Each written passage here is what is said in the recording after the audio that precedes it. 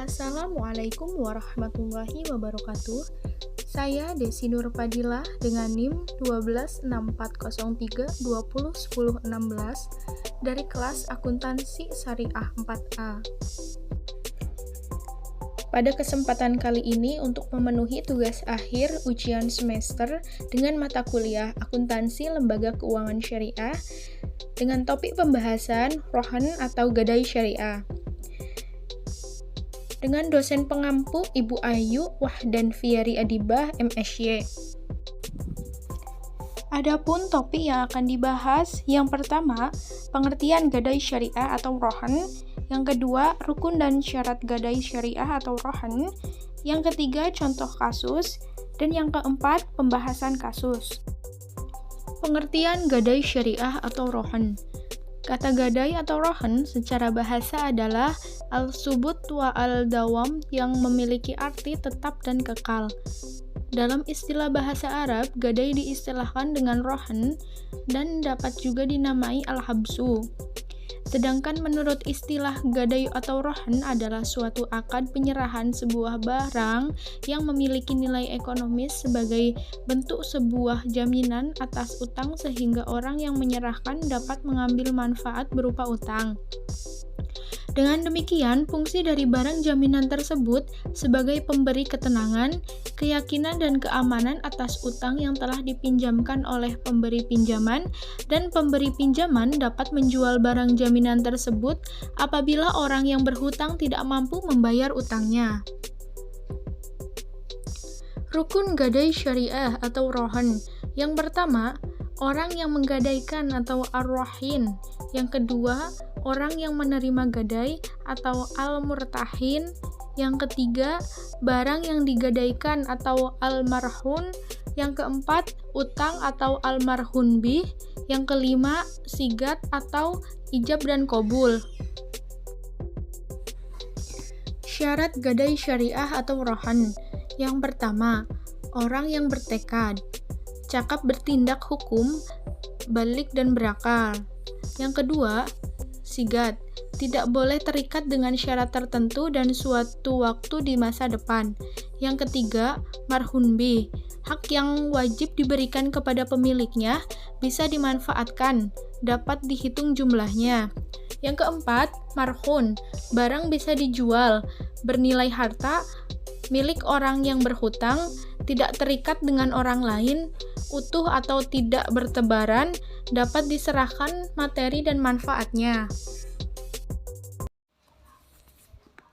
Contoh kasus, digadaikan iPad Pro 2020 12,9 inci dengan kapasitas 256 GB dan laptop Asus ROG GX50 IGI E10 Zephyrus Notebook Core i7 8750H. Pihak gadai menaksir harga iPad Pro senilai 20 juta dan laptop senilai 35 juta. Pihak gadai akan memberikan pinjaman sekitar marhum bih 55 juta dikali 80%.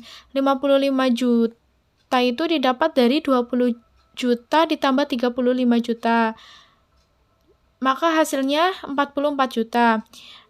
Administrasinya senilai 12.000, biaya ujrohnya 55 juta dibagi 20.000 lalu dikalikan dengan 80 rupiah. 55.000 ini dari biaya taksiran, yang 20.000 itu biaya ujroh per item 10.000, jika 2 item itu 20.000. Yang 80 rupiah itu jumlah kita sewa per hari. Jadi 55 juta dibagi 20.000 dikali 80 rupiah. 55 juta dibagi 20.000 itu hasilnya 2.750, lalu kemudian dikali 80 rupiah, sehingga totalnya 220.000. Kemudian 220.000 dikali 12. Kenapa 12? Kita ambil contoh misalnya jangka waktunya itu 4 bulan. Karena jangka waktunya itu 4 bulan, Maka 4 bulan itu kan 120 hari, dan pembayarannya itu per 10 hari, jadi 10 hari bayar, 10 hari lagi bayar. Jadi 12 didapat dari 120 dibagi 10. 220.000 dikali 12, hasilnya 2.640.000. Kemudian uang yang harus dibayar adalah uang pinjaman sebesar 44 juta, biaya ujroh 2.640.000, dan biaya administrasinya 12.000. Jadi total uang yang harus dibayar adalah 46.652.000. Baik, sekarang kita masuk ke jurnal akuntansinya. Yang pertama itu bagi pihak yang menerima gadai atau murtahin. A. Saat menerima barang gadai, maka jurnalnya tidak ada jurnal, hanya tanda bukti serah terima barang. Yang B. Saat murtahin memberikan uang kepada rahin, maka jurnalnya piutang rahin atau gadai pada kas sebesar 44 juta. C. Saat menerima uang ujroh atau biaya pemeliharaan dan lain-lain, maka jurnalnya kas pada pendapatan ujroh sebesar 2.640.000. Namun, jurnal ini digunakan untuk mencatat apabila rahin atau orang yang menggadaikan membayar ujroh, baik dibayar di awal atau di akhir. D. Pada saat mengeluarkan biaya untuk pemeliharaan dan penyimpanan, maka jurnalnya beban ujroh pada kas sebesar 2.640.000. Jurnal ini digunakan untuk mencatat apabila rahin atau orang yang menggadaikan belum membayar ujroh, maka pihak murtahin mengakui sebagai beban. E. Pada saat pelunasan uang pinjaman, barang gadai dikembalikan dengan membuat tanda serah terima barang, maka jurnalnya kas pada piutang rahin atau gadai sebesar 44 juta. Yang F. Pada saat rahin belum melakukan pembayaran saat jatuh tempo, maka jurnalnya piutang rahin jatuh tempo pada piutang rahin atau gadai sebesar 44 juta. G. Pada saat pembayaran yang telah jatuh tempo, maka jurnalnya kas pada piutang rahin jatuh tempo sebesar 44 juta. Yang kedua, bagi pihak yang menggadaikan atau rahin.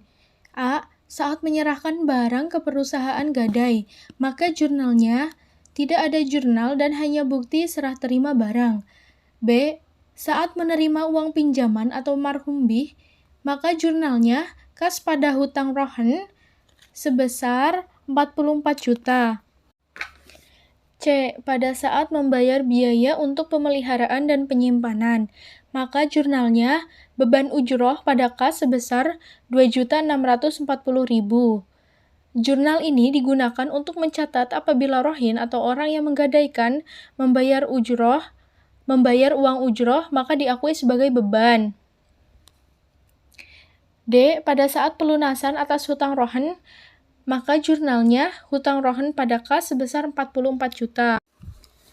E. Pada saat jatuh tempo, hutang tidak dapat dilunasi sehingga barang gadai dijual. Pada saat penjualan barang gadai, jurnalnya kas di debit, akumulasi penyusutan di debit apabila aset tetap, kerugian di debit apabila ada rugi, keuntungan di kredit apabila untung, aset di kredit. Sekian materi yang bisa saya sampaikan, semoga bisa menambah ilmu bagi kita semua.